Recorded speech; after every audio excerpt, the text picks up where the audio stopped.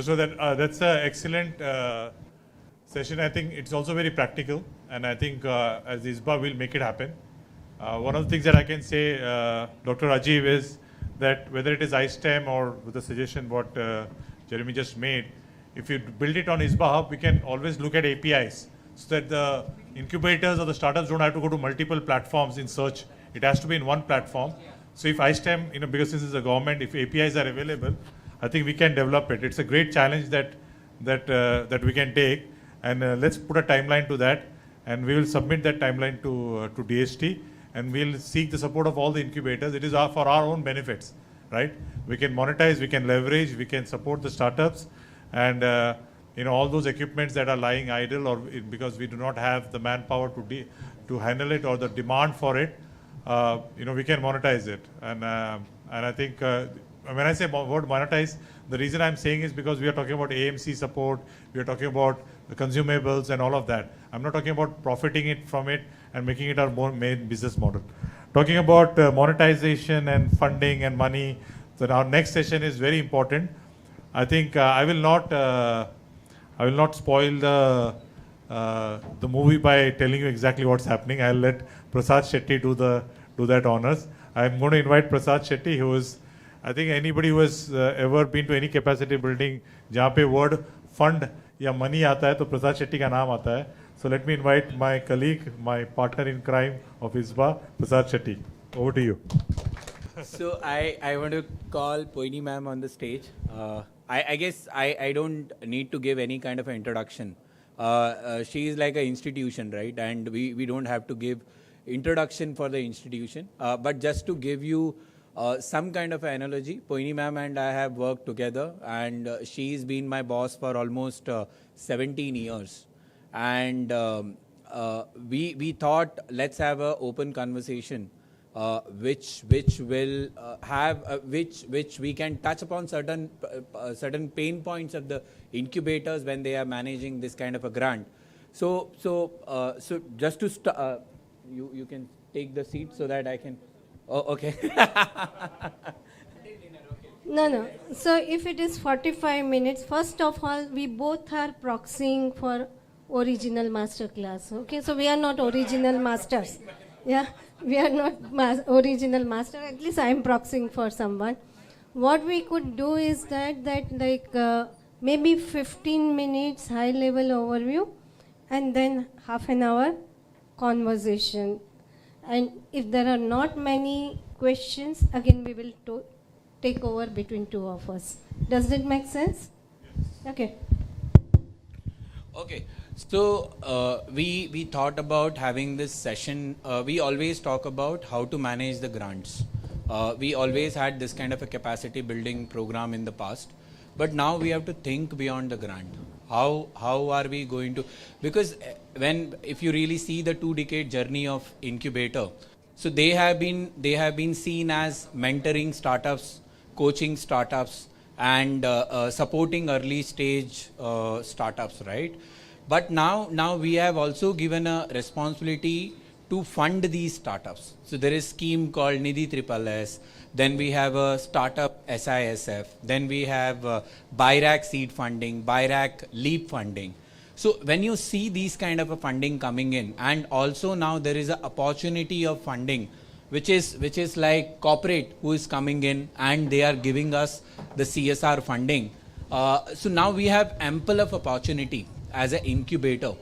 And when we talk about incubator managing a fund, the mindset needs to be shifted, because we discussed, so earlier panel, they were discussing about when an investor putting a money, they are expecting a ROI from the startups. As an incubator, do we have that kind of a capacity within our team? That's what exactly we are going to discuss. So tomorrow, by the way, there is some kind of a surprise. I'm not going to spoil it, but there is something is coming, which is going to be a ready reckoner for many of the incubator in the future. Before disclosing that kind of information, I will dive into the today's discussion. So Poini ma'am, in your opinion, do you really think the mind shift is required at an incubator manager level or an incubator level, how they have to think or manage the grant, and what all going to be the source of funding for the incubator if they are thinking like a fund manager. Yeah, I think so. More than mindship, we really, all of us really need to revisit the investment model that we are pursuing as of now, just to get a sense how many incubators here have any form of grant support for investment in startup. Quite a few, right? Not necessarily only from DST, but across all sources. Which means that we have been doing this activity for a long time, but we are doing somewhat in a very grant management mode. We have to put in money within a year. I have to finish that. Whatever comes my way. Sometimes it also happens that way. Or like when I was in Sign, there was a regular feature. Sign ने किया है तो वो you pursue those startup and then further support them and all those stuff. That's not how investors are working, right? Investors are working, so there are two aspects on investors. One aspect is that the activity of the fund itself, and it's mainly in four aspects. Once your AIF is created, you have fund sourcing for yourself. Then there is a mandate thesis, investment thesis that investors have. Team, which is before you incorporate, it is there. And this team is significantly different than incubation team, and we will talk about it. Yeah. Then second phase is basically pre-investment activity. What you ought to do before pre-investment activity, which is sourcing, creating pipelines, screening, term sheet, and blah blah blah. And again, we will talk about it. Third phase is that post-investment management. Investment is not one-time activity. It's an engaging activity through the life of your investment in the company, which ends with your exit policy. And then what do you do with the exited money, liquidated money? So that's one thing. And then there are subtle aspects around investment fund and external expertise and so on and so forth. So if you look at it, out of last, fund managers actually follow all these things. I think we also need to think in that direction as incubator managers. It's not grant management, it is fund management. Two aspects to that basically. One is, what are the sources of fund? Because you are not AIF. So how do you generate those funds? Yeah. Right now, until recently, government money is there. You never know, it may stop or it may get concentrated at RDIIF. You may not be left with too much of resources. So you need to have your own resources. These resources, of course, government, state government, local body, whatever it is. Another is CSR or philanthropic capital. Third source is your own alum network. Most of us are in academia. I'm sure all of us have successful alumni. Fourth thing is that our own incubators' own alumni. Like if you have one or two success, there's a definitely recall for them to get attached to the incubator. So these are some of the sources. So that is one aspect. And second aspect is that funds are typically with certain life, like 10 year, 12 year or whatever. Incubator fund doesn't have life. So liquidated money has to be recycled. This is how it has to be basically looked at it. But the entire approach has to be funding driven approach and not grant management approach. I think that is very, very important. And I think we will come to it, why this is relevant to look at this. So ma'am, you have put the context in a very right manner. So you have divided the section into 4 blocks. So when you talked about the sourcing. So now let's jump into the pre-investment activity. So if any incubator wants to get into a pre-investment activity, what all thing they have to keep in mind when they get into the pre-investment activity? Right. So before pre-investment activity, Prasad, two things fundamentally associated with formation is that you need to, as incubator managers, you need to create your own investment thesis.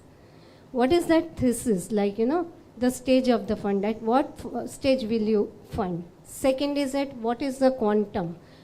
Third is that what are the sector? There is a sectoral aspect, right? Fourth is that what kind of team will you fund? Quite often, more than often, incubators may get just 1% team. And are you going to invest in this 1% team? You require more than 2 with complementary sets and so on and so forth.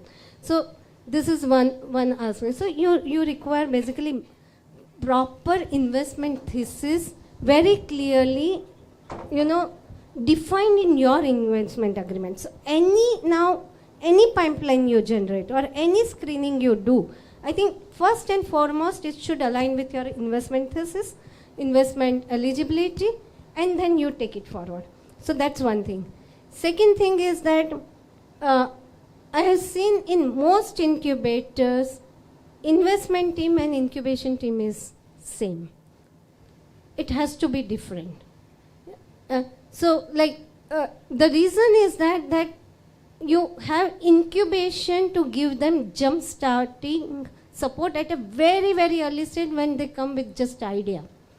Yeah, and you want to help them to take, with certain facilitation.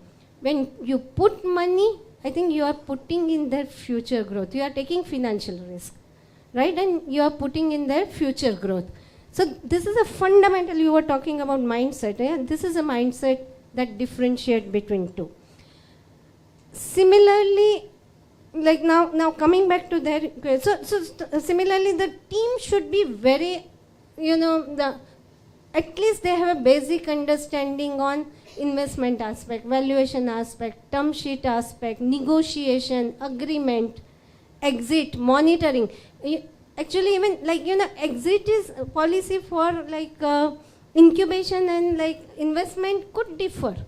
So I think this is where the investment team should have that understanding, right? Now coming to your question on sourcing, I think you have to, it's just two sources. One is inbound. So whatever come to you, look at it. It could be on your website or by email or whatever, it keeps coming. You keep on basically, referring, so through referral network and all those things. So this is kind of an inbound kind of thing. More critically is that outbound. How much proactively you go out and scout for good policy, good investment deals. That's what investors do. Yeah? You will see they are present almost in every startup events. They go and meet other investors and try to figure out what kind of pipeline they have and they can co-invest, right? So outbound is more important. Keep on writing, keep on creating visibility, keep on looking for more and more, creating larger network where you can source a pipeline. This is how you have to do it. So it's not a passive, it's a very, very active activity here. Unfortunately, I have seen many incubators are just scouting within incubators network. You have to go beyond incubators network. I can relate it what Poini ma'am is telling, and we have done one exercise combining our investment thesis with one of the investor. I'm not going to name them, but we reached out to them and we told them, if you get a good deal, can we also chip in as an incubator? And it has worked out very well. So we have a portfolio company called Bellatrix. Bellatrix has been invested through one of the investor partner, where we invested a small check size. They were putting a large check size. We told them, we have this much money, can we also come in? So they were very gracious enough to accommodate that, and we were able to crack that deal. Yeah. That itself gave us a very good boost. Similarly, we have done a very bad deal also in the same scenario, right? But having said that, that gives you exposure. As Poini ma'am mentioned, it's not only the inbound activity which you have to focus. You will open a call for application, you will wait for people to apply, then you will screen it, and then you will try to fit into your funding agency's theme, right? And then you will try to put the money. But when it comes to the funding to the startup, you have to have a different mindset. That's exactly Poini ma'am touched upon, right? So ma'am, now you talked about fund sources, you talked about investment team. So let's jump into the investment committee. How important is investment committee? You are asking me basic question. So let me put this way: incubation team cannot be an investment committee. Your investment committee has to have proper investor. You may be thinking this is a very basic question, but I have seen many of the incubators putting their team as a investment committee. No. So that's what your incubation team cannot be an investment committee. They have to be people from external network who have an experience of investing, maybe angel or early seed investors, not really later stage investors. There could be even technical expert based on your investment thesis, like, if you have sectoral focus, then have those experts out there. Also important to have entrepreneurs who have taken, their company, who have raised the funding, taken the company from one level to another level, or who has failed also, that will also do. But they understand the, entire startup mindset. So I think you need basically investment committee from that. So I think the process is something like that. You generate the pipeline, you screen out. So and let me put some numbers. You generate the pipeline, inbound, outbound, all put together, you have, say, 200 numbers. Your kitty is say 2 crore. And your number is basically, investment number is just 50 lakhs. So out of 200 pipeline, you are effectively going to invest in 4 companies. When you invest in 4 companies, you cannot take 100 application to investment committee level.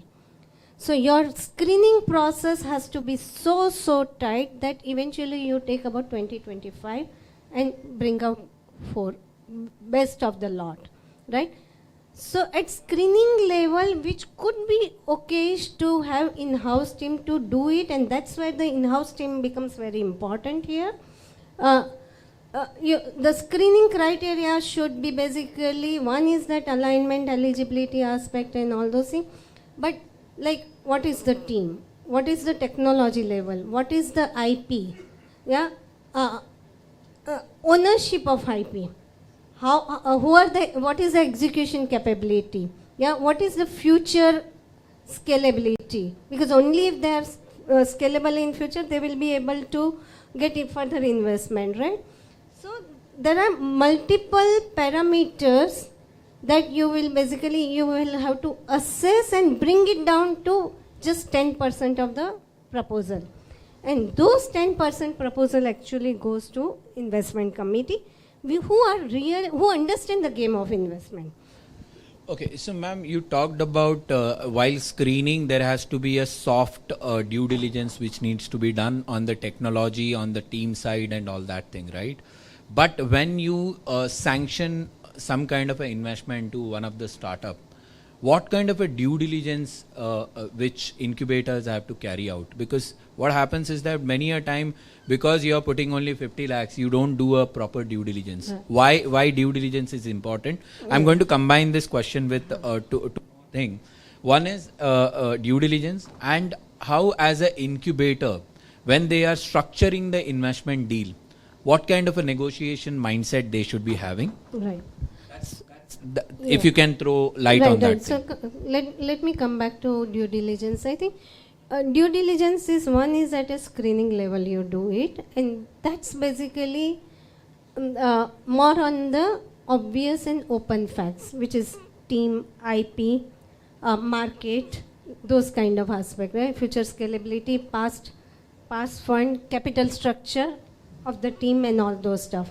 So that are more of an open aspect.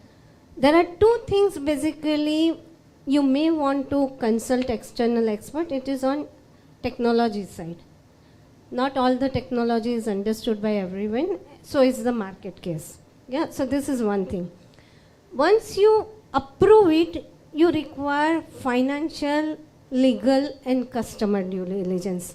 No one is going to give you access to their finance document or legal document or customer access unless and until startup knows that, okay, I am positively considered. So I think due diligence process has to be basically separated in this two things.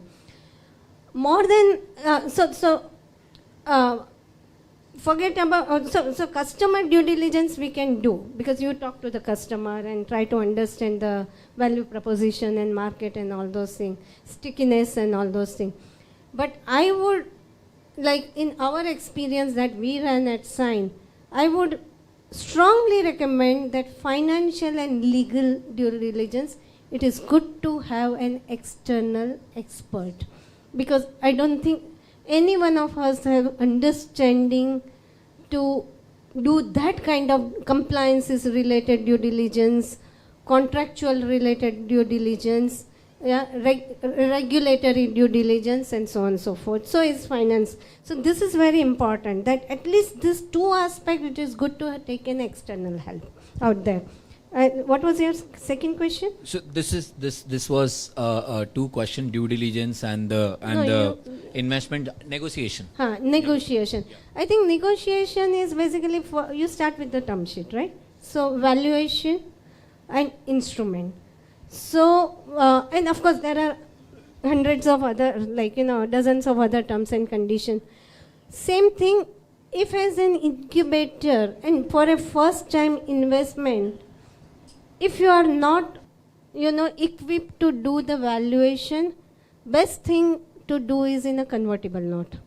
And let the valuation be decided in future, linked to the future investor. So there are two, so let me try to combine. One is that you can directly do in safe note. Safe note is like, it's a promissory note kind of thing. There's no instrument, there is no valuation out there. But promissory note has certain regulatory limitations, so you cannot invest beyond certain number. So we keep aside. Second is direct equity. When you talk about equity, it becomes a valued round. Yeah. So if your investment thesis is that we will always invest 50 lakhs against 5% equity, you can do that. You may get company, you may not get company. But you will not get a quality company in that Whatever, case. I will keep it aside, but you may get company or you may not get company. But otherwise, I think best is to get into convertible instrument. Don't even create don't even get into valuation game. Ma'am, can you throw some light on which kind of a convertible notes? So there are notes, there are instrument. So there are CCPS, compulsory convertible preference share. Those preference share gets into the share side of the balance sheet. There are CCD, compulsory convertible debenture. In fact, debenture is debt, and if you are a Section 12A company, you cannot do debt. Under income tax act, that is not permitted. So far there is no scrutiny, but the day there is a scrutiny, all SSF people are going to come into problem here. Yeah, but you cannot do debt until until it is converted, it is debt, but it's a quasi-equity because once it gets converted, because it is a compulsory, it is converted, it becomes a equity thing. So these are the two things. So that means you are indicating it will be always a good idea to go with the CCPS and CCD always, yes. and not the OCD and the OCPS. No. By the way, OCD is not the OCD. It's OCD is optionally convertible debentures and OCPS is optionally convertible preference shares. Okay, so now how important is the investment agreement? Equally important because that drives the relations between investor and investee. Yeah, right from like, progress, so in terms of investment, to progress monitoring, to access to the information, to exit, everything gets covered under investment agreement. And again, it is important that your term sheet and your investment agreement are drafted by your legal team. I had ample of example. People would ask me, "Aapka agreement de donge?" Like we said, we don't mind giving you, but you won't understand anything. And something goes wrong if you are telling us कि sign का use किया है without applying your brain, then we have a big problem. So I would always encourage people to create their own agreement with their legal team. In the process, there is lots of education happen to the incubator manager. That's very critical, very important. Yeah? So I can relate one story. So we got one agreement which has come from an incubator asking for our input, and that poor incubator was not even changed our name, Sign IIT Bombay. So that is something which is which I can relate. Yeah. I think we are done with 15 minutes, more than 15 So minutes. now there are two sections which we have to cover. Yeah. Okay. So let me jump into the direct two questions. Post investment and the fund management part of it. And after the post investment, how they should be taking care of the exit. This is very important because of the let's keep post investment aspect. Let's talk about exit. I think it's important to create even your exit policy. This policy could be time bound. It could be milestone bound. It could be linked to milestone. It could be linked to valuation. It could be linked to certain time. It could be linked to future activity or investment of the company. I think it's important to have a exit policy. And not only for funding, I think if you are taking an equity against incubation, it's also important to have an exit policy for incubation, and they both differ. Now, maybe it's too short time to give every element now, and we will supply you with some more and more information as we go forward. But it's important to have exit policy. Now, there are two things in incubation fund. When you have exit liquidated amount, how do you deal with it? You have to plow back that in investment, and depending on grant agencies mandate, you have to continue doing that. So it's very important to do that. If you are not able to get an exit, and if the investment has actually failed, then you need to follow a write-off policy. Yeah. So these two things are very important to understand. Because again, I used to be on DST's seed committee. I'm also on METI's thing and Atal Innovations thing. People don't understand if the successful investment is not successful, how to deal with those invested amount. You have to close it, and there is a closure process. Yeah, I think we'll stop here. Yeah. So let me add two more points for the exit part. In Sign, long time we are doing that activity. One thing which Poini ma'am has not touched upon, 1/3 exit policy which we have built in Sign. So which has worked tremendously, and we have done somewhere between close to 50 exits as of now. That's why we are sustainable from the day one, right? But having said that, whether it will work or whether it will not work, that is something which you have to evaluate whether all exit can be 1/3 when companies are raising investment in the with external investor. That's one part of it. Second is that, as Poini ma'am mentioned, investment equity and the incubation equity or the CCPS will be treated different. You cannot link 1/3 exit clause in your CCPS and the investment part of it, because that will be driven by the investment what startup is going to get in the future. Yeah. So we are opening the floor for question Q&A.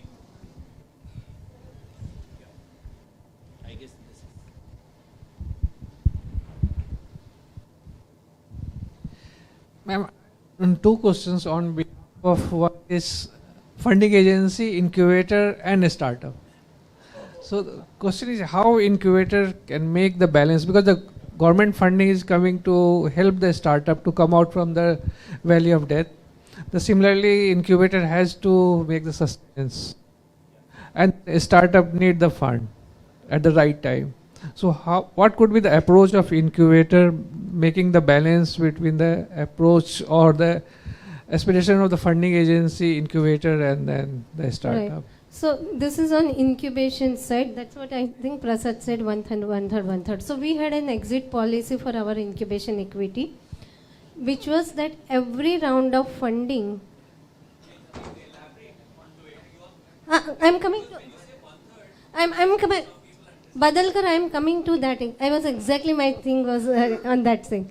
So so we would hold, say, for example, 3% equity in a company, and our terms of incubation, for would be that every round of funding we will take exit up to 1/3, not necessarily we will take entire exit. If we find very, very high potential company, we may take basically even less than 1/3, okay? Or we may pass it also, right? But we had that term that every round of funding, we will take 1/3. Now, every round means only 2 rounds, because 1/3 we would keep it for the future upshot, or if it fails. Now, rationale, I think it is important to understand the rationale here. Rationale is that our incubation support is highly subsidized at a subsidized cost. So we have to recover costs. So first 1/3, when we take it out, it recovers our cost. Second 1/3 gives me some additional equity as an incubator, additional liquidity as an incubator to play around with my future activity. And last 1/3 we will leave it as a possible total upshot. Now coming to, this is my terms, but investor should be agreeable, right? So if investor is going to invest, say, only 40-50 lakhs, investor don't want that liquidity to go beyond company. They don't want to give that money in secondary transaction. That's where we would negotiate. That we will say, okay, we will right now holding it, we will not exit because it's a small amount, or we will say, ठीक है 1/3 मत दो, 2 लाख दे दो, 3 लाख दे दो, something like that. Or we will say, if there is an intention is not properly, we don't sense a good intention out there. I said, okay, you don't give it, but maintain our 3% equity. So that's where I'm telling you, okay, these are the subtle non-written terms of negotiation. Terms are negotiation skill that incubator manager has to develop. Yeah. The last very small question, one more. Like the investment committee, private investors are there in the incubator committee. In the same round, ethically, whether it's allowed that investors should also include to or fund to that startup? I would say, yeah. Question, So- because so- because you said that, right? We also write a small check, because then That is from our balance sheet. No, so different. Prasad, let me put this way. The company that I'm assessing, it has raised some kind of a small fund from the investor who is part of our investment committee. That person abstains, okay? Because there is a clear-cut conflict of interest, that there is a public money, philanthropic money, and he or she has an influence to basically invest in that company, and it becomes a shared risk. If there is no prior funding by the same investor, I think it's a good thing, right? Because it becomes a shared risk, and then there is a larger money pool that is available to them. And plus, their due diligence process, our due diligence process combined together becomes a very, very tight process. So I think to that extent, post, is possible. Pre, I think you should avoid. Clearly avoid. In fact, let's say, for example, one of the startup is raising 2 CR and your fund kitty is allowing only 50 lakhs. If they are able to raise investment from other investors, you can always piggyback on that investment, right? That is something which you have to play. So that exactly Poini ma'am is telling, as a portfolio manager, you have to have that kind of a mindset when you are investing in those kind of a startups. How do you close any equity investment that goes bad? Write off. So there is a, just take it to the board level. I think now most funding agencies, including DST, has given that authority. They also have a clarity. They have given authority to the incubator to write it off. So any like investment which has gone bad, in your annual account, at the time of your annual account approval, take it to the board and take it approval for the write-off. But I think more importantly is that you have to assess why it has gone bad. Because you have to justify writing off those basically investment. So it's very important that you assess why it has gone. There could be genuine reason, there may not be a genuine reason, right? So non-genuine reason is something you may want to somehow recover that money. Yeah? Okay, so just to give you an exit thesis, right? One is you can put some kind of a time frame. Within 8 years, you have to have an exit option. Okay, that's one option, right? When you get an exit thing, if they don't raise any kind of an investment. Let's say, for example, if company is not performing, maybe more than 1 year or 2 years, they have not filed their balance sheet. They are inactive in the MCA portal. That's the time when you have to reach out to the company, whether they are really working on the project what they are working on. If they are not, then as Poini ma'am mentioned, take it to the board and just write it off. Because otherwise it's like a Hanuman tail, right? And you will keep building your tail, but there is no end to that. So you have to bring some kind of a closure for non-performing companies.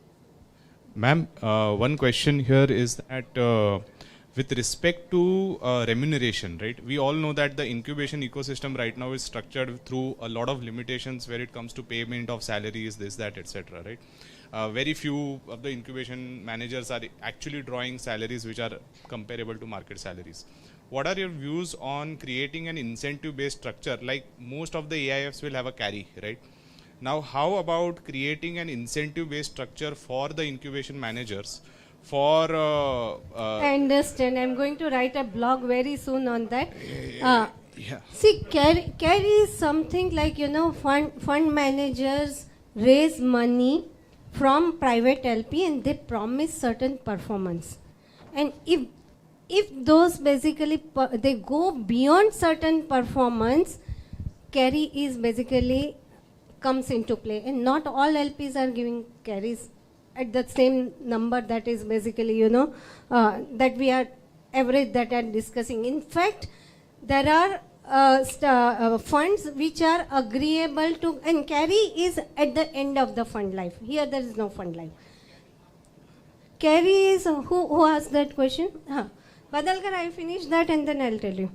Yeah. So here it's a grant that is coming to you.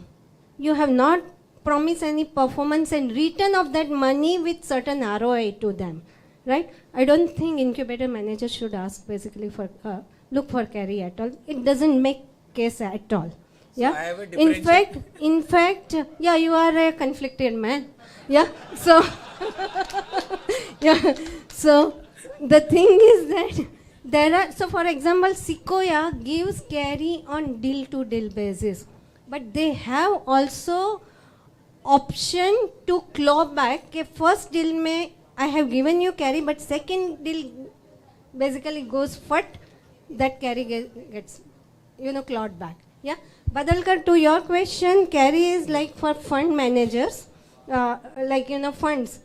What happens is that they say raise 100 crore of funding, and then they say that we will give you 20% ROI on that, which means they are supposed to make at least 120%. Yeah. And then there is something called hurdle rate and all those things. So you have to remove that and balance that profit, whatever is left. Fund managers and LP negotiate this profit ka 20% will be given to fund manager because they have outperformed their commitment. Again, it is LP dependent. Yeah, and you have committed certain performances. You have raised basically money on that performances, and that's the thing. Basically, you are paid for that. That's carry is that sharing profit after certain deductions. In a layman language, if you performed well, you are going to get incentives. Yeah. I No. It's a I carry home. I carry. Yeah. LP is limited partner. Limited partner is who are putting money in that fund. So Badalkar ji, we will have a different chat. Point We ma'am. start the LP and GP here. we are a 50-year-old institution, and there is a huge alumni network, and we are looking to leverage upon that to create a fund. Could you give us some general directions about how that fund I could think be? offline talk Okay. to Yeah. Prasad because recently Yeah. they have created fund. Okay. Yeah. And Prasad, you talk about both AIF as well as grant donation. Donation is just treat like whatever Yeah, you are we'll get getting from donations. Dave. Yeah, we'll get but if donations. you want to create fund, Fund. ask Prasad. Yes. Okay. Okay. Yeah. Thanks. Because it's a long process and right now we cannot So discuss. let me take this platform and give some kind of information. So yesterday only we have launched our 250 CR fund. So which is like a 150 CR with a 100 CR of green shoe. Basically the idea was there was a gap in the deep tech or a technology sector where incubators were coming at a very early stage, somewhere between 50 to 1 CR, and in some cases you are going up to 2 CR. So this fund will bridge a gap of, so let's say for example, if you have reached to a MVP stage and now you are not able to raise a funding from a serious VC or an angel platform, we will be able to bridge that gap. So by giving them 3 to 15 CR of funding. But remember one thing, Sign is able to create a fund.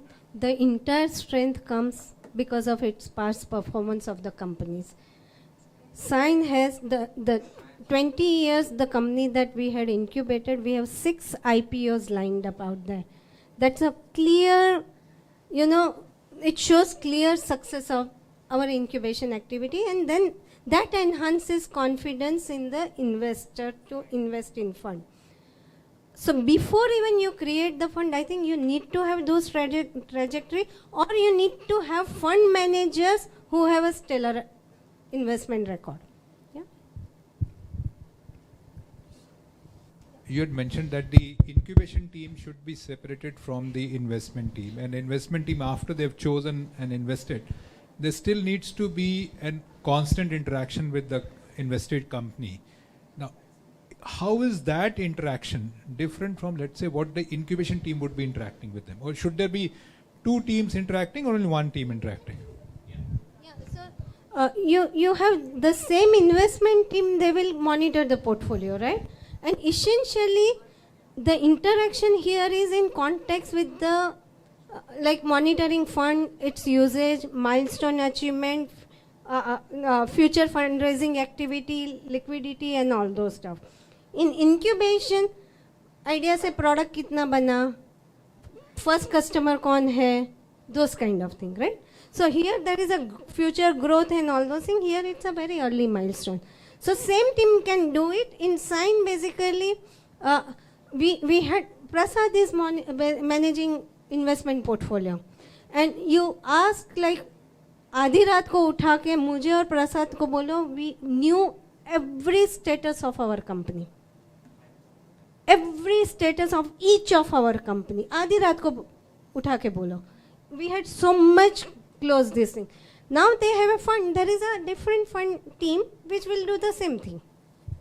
So just to add that, so incubation team and the portfolio team, so they are going to go hand in hand.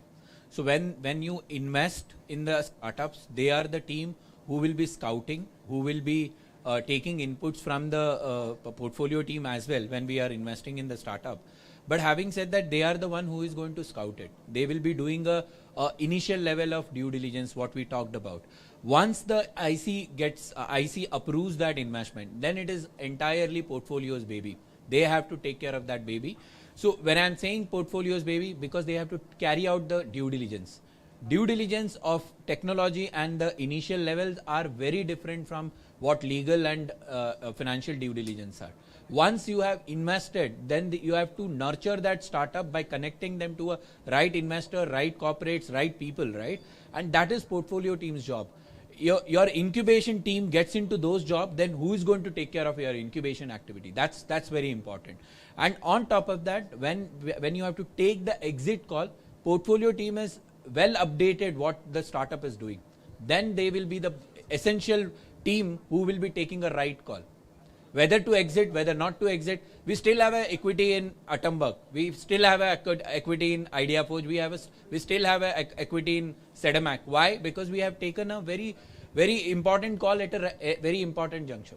So my question touches a large number of aspects that you have recently talked about, and this is about the 1/3 thing, and then retaining this aspect. So I also, because I can name these investments, in 2004-05 we started with Gujarat Biotech Venture Fund, and it was an AIF. Eventually we had to exit from a company because it was a close-ended one.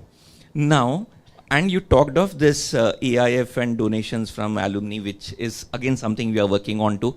Do you think such limitations that we had to exit when we could see that the valuation got 7x or something over 5 years, but then we could see it going to 15x, 25x, whatever, over very short period of time, but we were constrained to exit.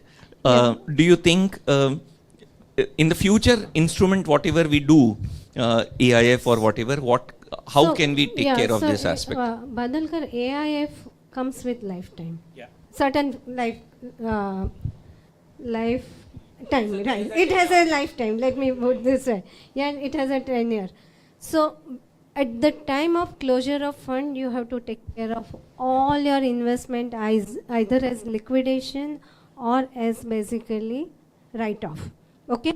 If you are taking this alumni and what we are talking about, I would say incubation fund through various sources like philanthropic and all those things, you are not creating an AIF, you can continue with them because it doesn't have life. Yeah. So that gives you a flexibility to hold on to that investment. So I come from Arunachal and we have a team from Nagaland and other northeastern states. But currently we are at very nascent stage. Our startups may have a investment readiness level of 2 or 3. And investors like you, incubators like you are not interested to invest in our startups. So we are just here, we are also learning as an incubator. So ma'am, what kind of suggestion that ecosystem level mechanisms that we can adopt as northeastern incubators to boost our IRLs of our startups, to convert them into scalable and also investable opportunities? Fantastic. Yeah, very good question because I was actually expecting this kind of, questions in the previous Northeast session, which didn't come out at all. Nahi hota hai yaar. Can you hear me now? Yes. Okay. Now I'll tell you, you need to create a very, very different model, which is completely away from mainstream. So one model is that in your region, if you have HNIs, like high net worth individuals, you work with them and encourage them and incentivize them to basically invest in your small venture, more like a give back activity. Okay. Another thing is that there is actually a very good example, and that while I was sitting, I was wanting to share about it. There is a Penn IIT fund called PARFI, P-A-R-F-I. Note it down. That fund is actually AIF fund, but only created out of philanthropic money. Yeah, and the fund is structured in such a beautiful way that at the close of the fund life, they don't have to give money back to those contributors.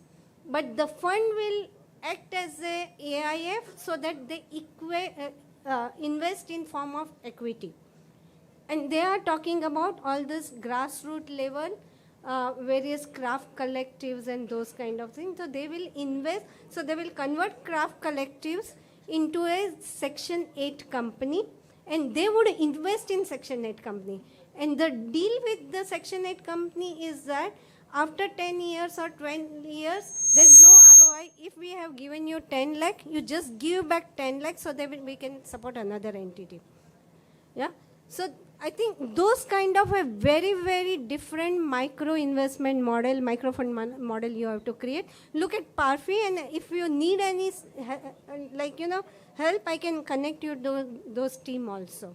In fact, you can utilize leverage Parfi for your investee portfolio or incubated portfolio. Yeah. Okay, so now we will take only last question. I have been told we have to wrap it up. Yeah. So we will go. Yeah. Okay, so you can divide the question into half. Yeah, combine your question. Go ahead and I'll go. Check. So we have partnered with 4 or 5 angel funds. They are investing into some companies.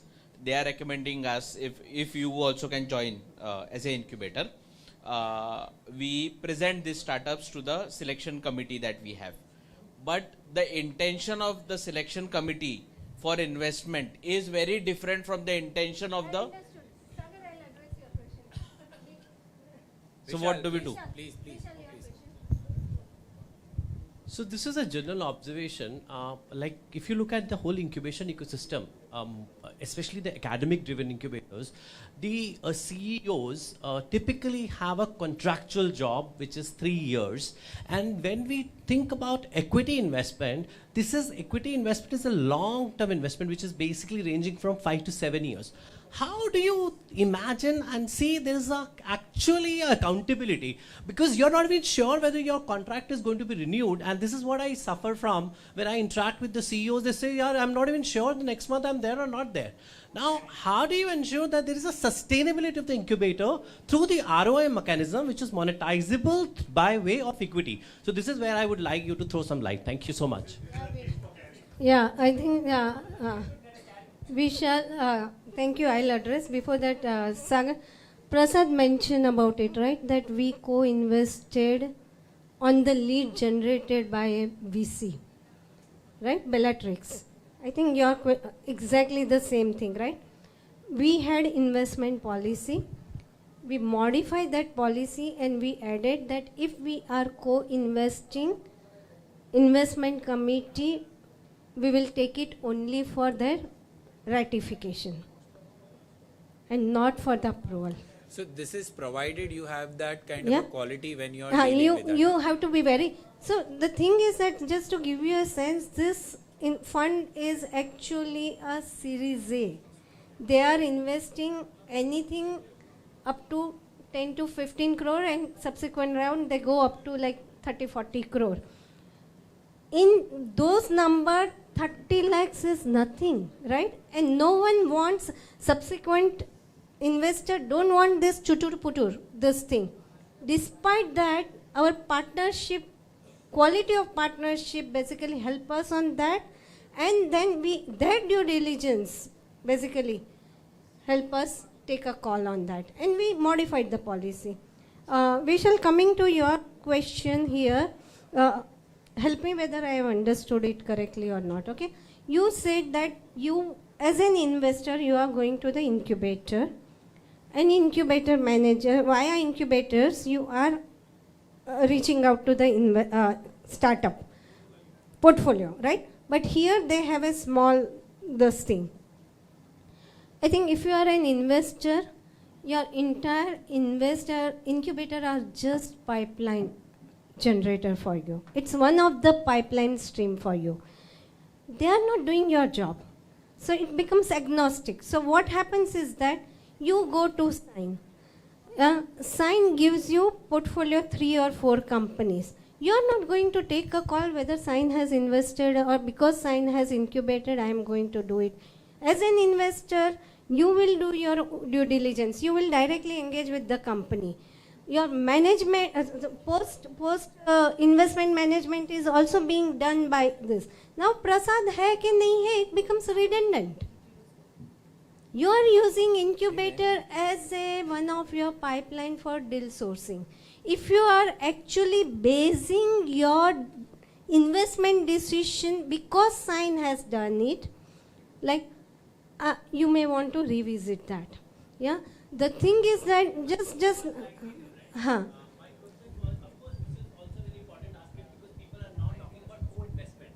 Yeah. He's saying that I'm going to fund you only when there's a matching fund, and that's where the angels fit in well.